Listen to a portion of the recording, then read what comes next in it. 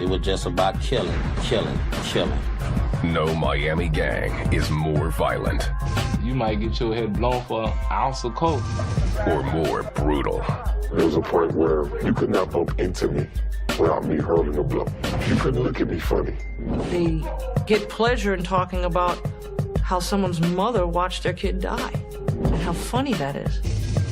They're proud of their Haitian heritage, but their cruelty has no limits. You torture your loved ones to try to make the parents talk. And if violence doesn't work, they'll call on the dark power of voodoo. A lot of people has been taken out through black magic. They call themselves Zopound, Haitian to the bone. We won't let nobody come in our hood and take over and think they're gonna run over us. Zopound, man, I'm everywhere, man. In the jungle, you gotta kill to eat.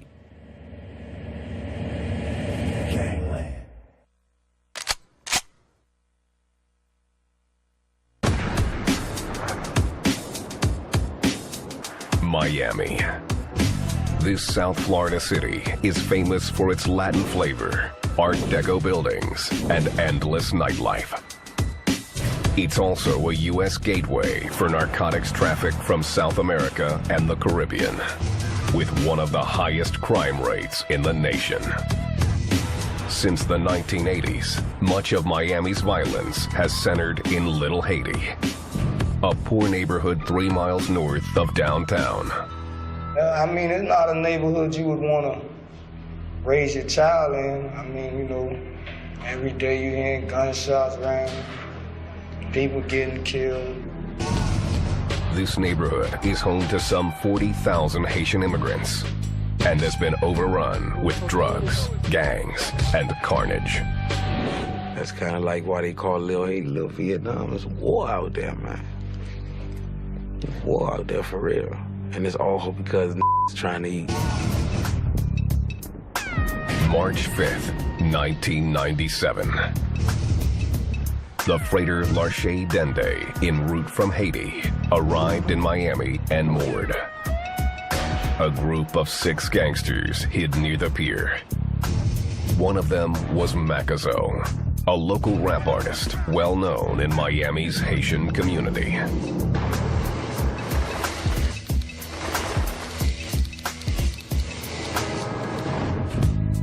He was also known to be a leader of one of Miami's most feared gangs, Zopound. He's a little dude. He's about 5'8", but he's standing every bit of 6'7", 6'9". It's his heart. Ain't nobody messing with Mac. In the dark hours of the night, Macazo and 5 other members of Zopound ambushed the crew and forced them to the back of the freighter. They brutally beat and robbed the sailors. One man was pistol whipped into a bloody pulp. Robbing the ship's crew wasn't the gang's ultimate goal. Zopound's target was cargo they believed was hidden deep within the ship's hull. Better than robbing a bank. I ain't talking $2,000. We talking about units. If torture was necessary to get what we came to retrieve, we did what was ever necessary. Remember, we wasn't coming for, you know, a couple of $1,000 worth of coke. We was coming for a couple of million. Zopound is a secretive gang known for this type of piracy, home invasions, torture, and murder. When it don't stop till the casket drop, it's like we don't stop hustling till we die, man. It's something that like we believe in. This Zopound member, Blind, has been in a gang since 1987.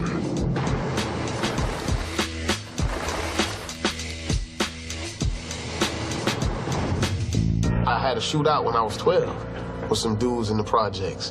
One dude took a radio from my homeboy Baby at the time, and we got in a shootout. I remember that the first time I ever seen somebody shoot at somebody.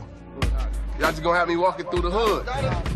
Blind moved to Miami in 1978 with his parents. As a new immigrant, he struggled to fit into American culture. My parents didn't speak the language. The culture was totally different. It was like hard on me as a child, you know. Zopound gave Blind something he lacked: power. There's power in unity, you know?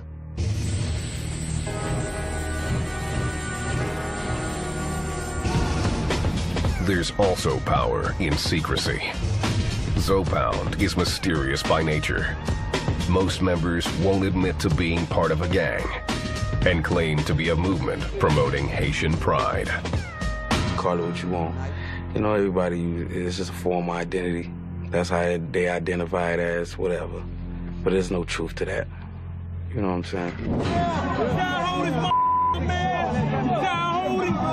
They label us a gang for coming together for something positive, for a movement to help the people. I mean, I know where I stand. I know I'm not a part of no gang. 33-year-old Macazo is thought to be a leader in Zopound. He says that's only partly true. And I won't say Zopound has no leader, because really all of us are leaders. We all are leaders in our own way. Macazo moved to Miami with his immigrant parents in 1976. Since he was 16, he's been in trouble with the law. Macazo has been charged with crimes ranging from drug possession to armed robbery and murder. Well, I mean, I had my brush in with the law, but, you know, I ain't no saint or nothing like that, but, you know, I'm just on another level. Local authorities say that the gang uses its code of secrecy to cover its illegal activities. If they feel like they've been investigated or looked at, they'll change their names. Not like you get in California, New York, where once you're part of this gang, you're in that gang for life. Their secret culture means even the gang members have conflicting stories about the meaning of Zopound's name. Kenny K, a Zopound member who grew up in Little Haiti, says it's about ethnic pride. The word Zo, you know, it was a slang in our hood for Haitians. Zo in Creole really mean bone. They were saying we had hard bones. You know, so we took that, being proud to be Haitian. Jean is one of Zopound's founders and gives a more explicit definition. And excuse my vernacular, but if you're called Zo, then you're called the Haitian big tough. You got Haitians with a pound of drugs, and that's how you got him. Zopound. Jean asked to have his identity concealed. The son of Haitian immigrants, he says he started Zopound in 1990. Unlike other members, he denies that it's anything other than a criminal organization. That was not no Haitian movement. It was a lick.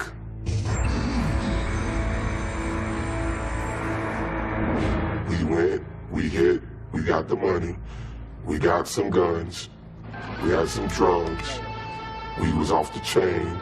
You want to call it a movement? What we did, we just was trying to get paid. Zopound developed a ruthless reputation over the years. Their specialty became a new form of piracy. Haitian ships were sometimes known to smuggle large quantities of Colombian narcotics, including cocaine and heroin, into Miami. Their gateway was the Miami River, a winding 6-mile stretch that runs out of the Everglades, southeast through the city, into Biscayne Bay. The Port of Miami is at the mouth of the river. Its narrow inlets make it easy for smugglers to travel upstream and slip virtually unnoticed into any of the hundreds of private docks. These smugglers worked hard to conceal their shipments in order to stay a step ahead of U.S. Customs. They put it in the boat and whale it and like that. You're talking about hundreds of thousands of dollars in cocaine. Some local Haitian dock workers were part of the smuggling rings and were willing to tip off Zopound for a price. You have the old Haitian man, we call him the Haitian Poppy. He tell you what's going on, he give you the format, you know, how to go on, how many people are on there, and he even tell you specifically where it's at. You from Miami, you know, the boats come in, the boats getting robbed, they getting touched.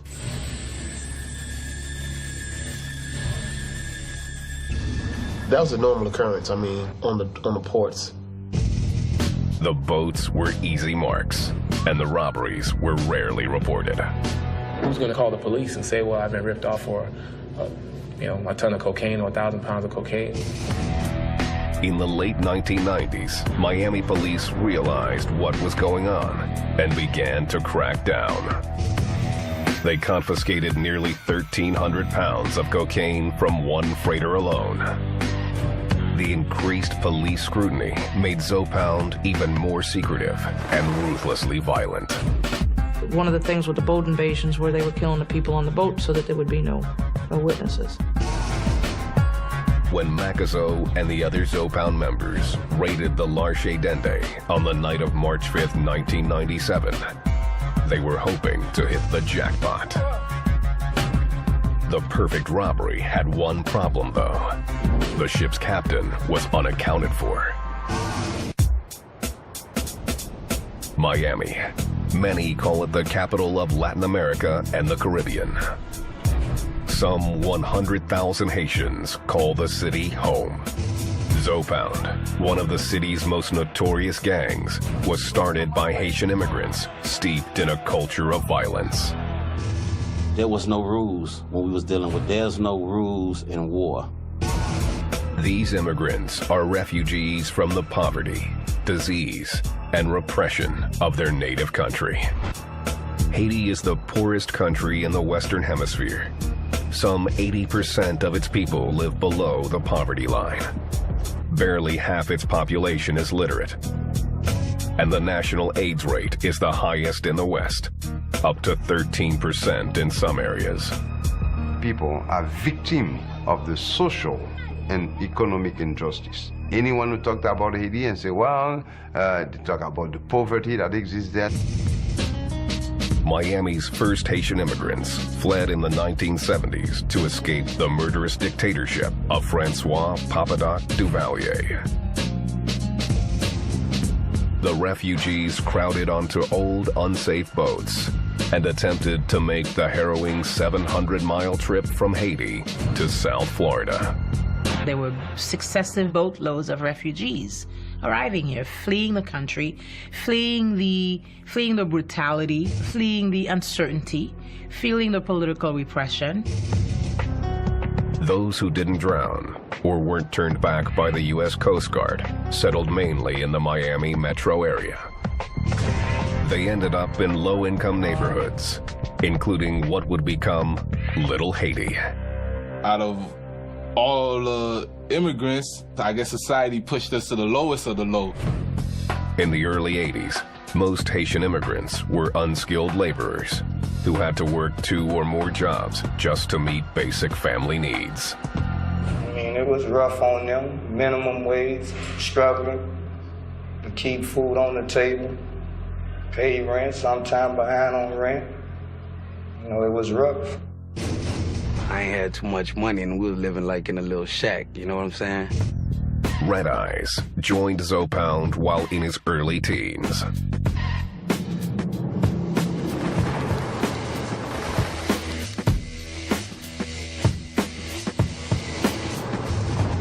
As a child, he and his friends had trouble fitting in with other kids in the neighborhood. You know, the American kids, they was wearing jeans and the sneakers and the fly Jordans, et cetera, et cetera. You know, so when you looking at that, you look, you know, you go to wanting that. The Haitians were often bullied by other children. They catch a vulnerable Haitian person that's walking to or from class or to or from school, and a mob of kids will jump on them for no reason at all. See, in those days, because of those things was happening to Haitians on Fridays, they call Haitian Fridays, they would jump the Haitians. Jean remembers one fight when he was 12. I was in the lunch line, and a kid decided to skip me. He was a bigger kid, so he kind of did me up really well. But I stood there and I fought toe-to-toe. And I got hurled.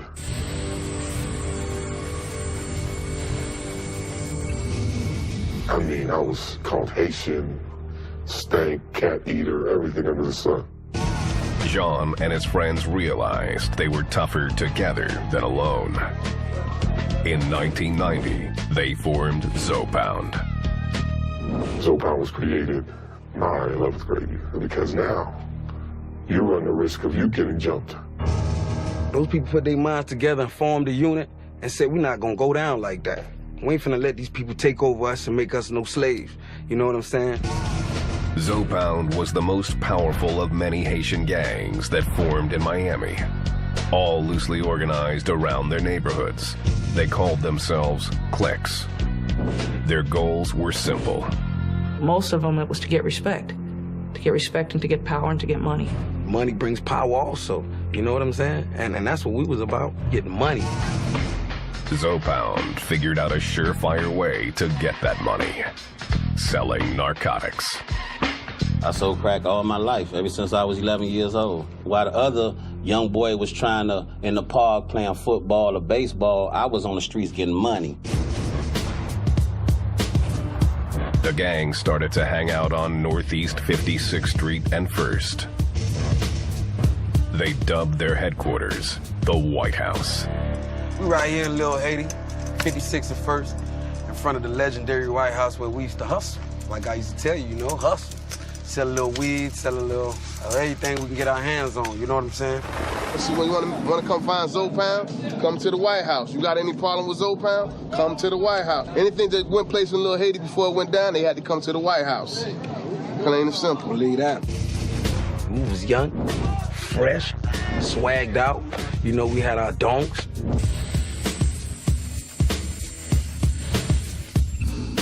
Everybody with their candy paint.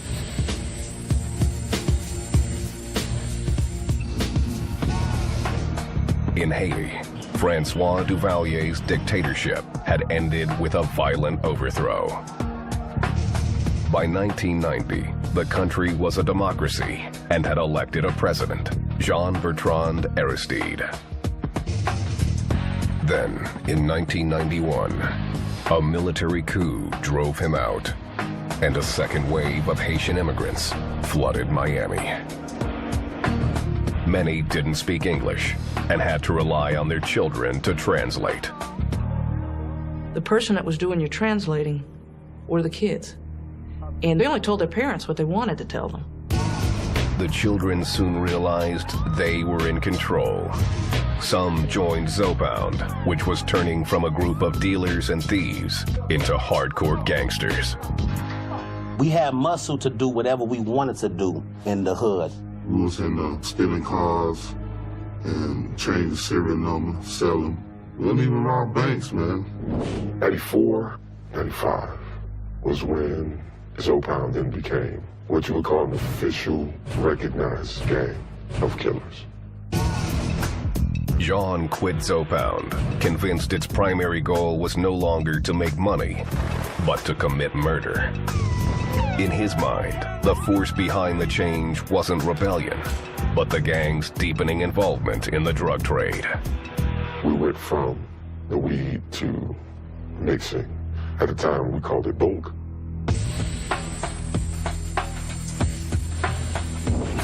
By 1997, Zopound had a favored method of getting drugs: pirating boats that smuggled Colombian cocaine.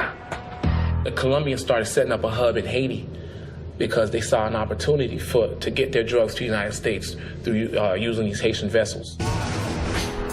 The Miami River, with its miles of winding waterways and numerous available docks, was a natural setting for the smugglers.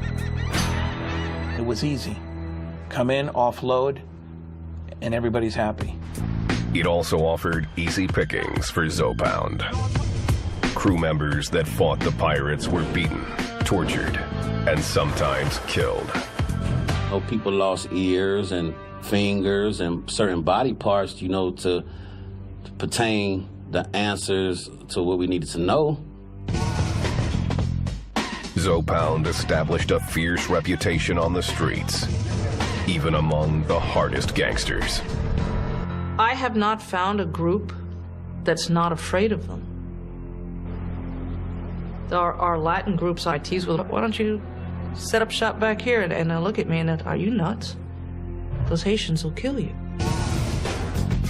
One Haitian gang, the Street Action Posse, or SAP, tried to challenge Zopound and paid a heavy price. Yeah, a little bird flew over to us and told us that they was gearing up to come kill us. And they came and got what they asked for. February 8th, 1996. SAP triggered its attack on Zopound. They planned a hit on the Zopounds, an ambush. For some reason, the Zopound had gotten wind of this. Someone had tipped them off. And they laid an ambush waiting for the SAP boys to show up.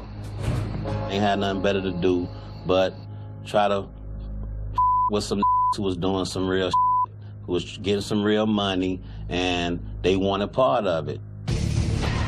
When SAP rolled into Zopound's neighborhood at North 56th Street and Miami Place, a fierce gunfight erupted. They done shot at some of my boys, whatever, and we done retaliated, shot at them. 22-year-old Rovington Roll was one of the SAP gangsters involved. He jumped out of the car to get a better position and met a hail of Zopound bullets. The driver stayed as long as he could, and he pulled off while the dog was trying to go back in the car.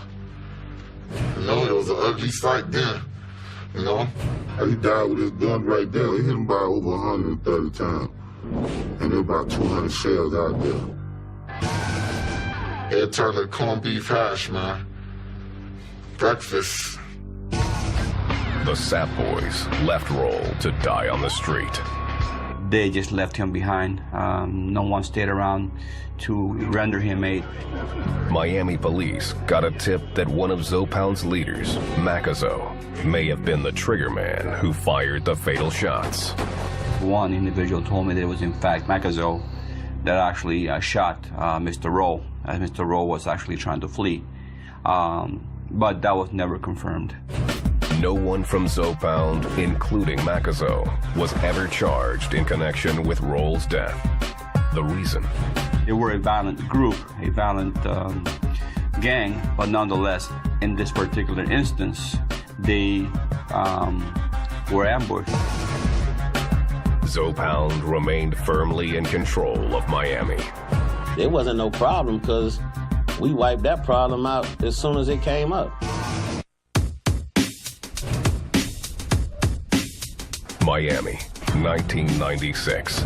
Zopound, the most secretive and violent Haitian gang in the city, was operating out of its headquarters on 56th Street, or the 5-6. When you had to come through 5-6, you had to put your window down to identify yourself.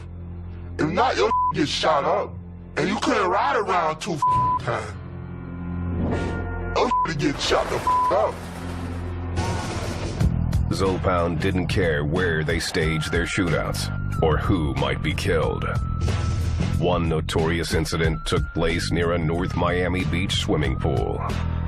Said there was like 67-year-olds getting swim lessons in the pool as rounds are going back and forth over their heads. And there was 64 rounds left on the scene. Some members of Zopound publicly deny they are a gang, claiming police are unfairly branding them.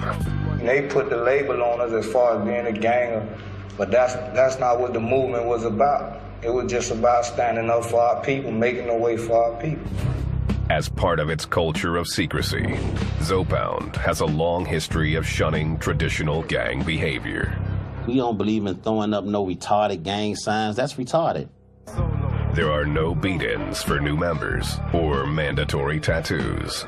It's not like, you know, with the crowns and the pitchforks and the bunnies and the champagne glasses.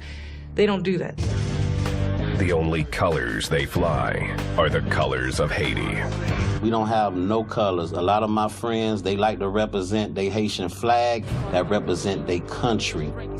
So this is what we represent. This is what all of it mean right here. This flag said right here, La Union fait la force, which means when you unite, when you click up, join up as one, that's powerful. Zopound says what holds the clique together is the special bond among its members. While some have more power than others, there is no one leader. It's unity, it's family, it ain't no boss. Everybody their own boss. You feel me? It's like, you got something, you got something, you got something, I got something.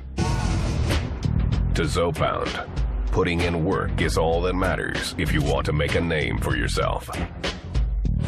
For the new people coming, you want to work. Everybody want to hustle. Everybody wants some kind of income. But by you showing your loyalty and your dedication, make you step up to different ranks. Loyalty and dedication often translate to random violence. One of the gang's preferred methods of payback, drive-bys. They called it riding. Riding meant you go out to look for people to kill. And they just drove around until they found the people they wanted to kill. But if you shoot at me, I'm gonna shoot at you back. I ain't gonna come out there with no knife. Zopound drive-bys feature a barrage of shells, designed to make a statement as much as to kill. All day gunplay. And I just been seeing police come picking up shells of bullets. And not one bucket, not two buckets, but 3 filled buckets with none but shells. Everybody, including the driver, has a gun. Everybody has to shoot. Everybody has to empty their gun. That makes everybody just as guilty. The gang stocks a huge cache of automatic weapons, including choppers.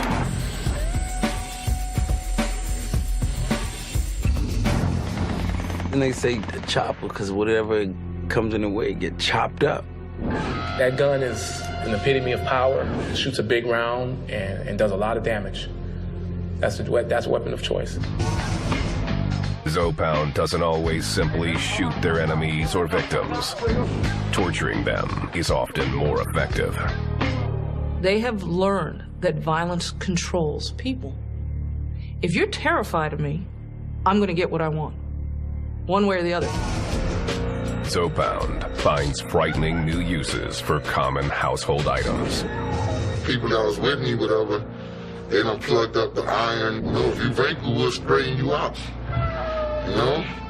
Get the irons heated up, and they do some up, man. They get people daughters, people kids, torture them, trying to make the mama talk, torture the mama, torture the daddy. They torture your loved ones to try to make the parents talk. Even a simple teaspoon can become a torture device. No, we ain't have to, no iron. We had to use a spoon or something, put it on the stove or whatever. You get that hair smell first, and then you get that, like, a burnt meat, like, you know, kind of smell. Trust me, man, I done seen killers, man, run out the room like, man, I don't want no parts of that, man. You know? These gangsters have no fear of law enforcement. You gonna put me in jail? So what? Even the threat of the death penalty means nothing. And their mentality is, if I kill you, what can the state do to me? They can kill me. So once I've killed you, if I kill 14 more people, what can the state do to me? They can only kill me one time. Zopound does fear one thing: the mysterious power of voodoo. Voodoo, which originated in Africa, is practiced widely by Haitians. Voodoo is a religion, and is a tradition, is a way of life, is a social life. The ways of voodoo often breed more violence. Yeah, they got people sell their soul to come up. One minute you see a mother broke, they sell their soul while they go to the witch doctor, to the voodoo lady, but they gotta bring a sacrifice, like bring a child or something and stuff like that. So you selling your soul and selling somebody else's soul for your soul. Many Zopound members believe it gives them protection during gang warfare. My friend was in the car, and someone drove up on the car and shot the car like 10 times. And he showed me a little scratch, and he said the bullet went through him, but the voodoo protected him. If you believe in something, and if you go and commit a murder and you didn't get caught, it worked, didn't it? In your mind. The gang's members often consult priestesses of voodoo before committing their crimes. They'll tell them, I'm gonna go kill somebody and I need the spirits to protect me and this is what I want. They'll sew them something together or they'll draw them something and they'll charge them $1,000, $2,000, $3,000 for these items. And here it is, this will protect you. Police have seen the power of voodoo work in their favor. We were interviewing a young man for a homicide, and he wouldn't confess, wouldn't talk to us. Mother came in. She was a practicing voodoo priestess. She came in with a big, giant red ruby ring, and they started rubbing it, and they said a prayer, and she said, they cannot touch you. Tell them what happened. And he went on to give us a full confession of the homicide. Needless to say, he's in jail. He's been found guilty, and it didn't work for him. In the end, Zopound respects the one thing they feel is more powerful than they are. I don't necessarily believe it, but he do. You know, so, you know, I don't with the voodoo at all. Point blank, period. It's nothing to be played with whatsoever. Miami, Florida, 1997. Zopound, the city's most powerful and vicious Haitian gang, had developed a unique way of making money, robbing ships docked along the Miami River. Storming them, much like pirates, although they came by land, but they're like pirates. And it was stuff that you would see out of a Chuck Norris movie, yeah. The freighters often carried millions in illegal drugs stashed in their hulls. Gangsters in Haiti would tip off their counterparts in Miami. So the tip, it'll come here, so all you need is the name of the boat. And then once it get here, then you gotta wait the custom go on there and clear it. One boat, I know they hit for about 300 keys. Now with the big lick. The street value of these hauls often ran into 7 figures. Millions of dollars, man. It's my man done. Like I say, you could wake up with $5 in your pocket and go to sleep with 2-3 million, or maybe more. That's the kind of score Zopound was hoping for when it ambushed the freighter L'Arche Dende on March 5th.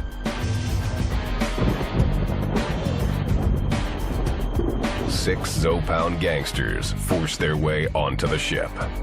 According to Kenny K, they were well prepared.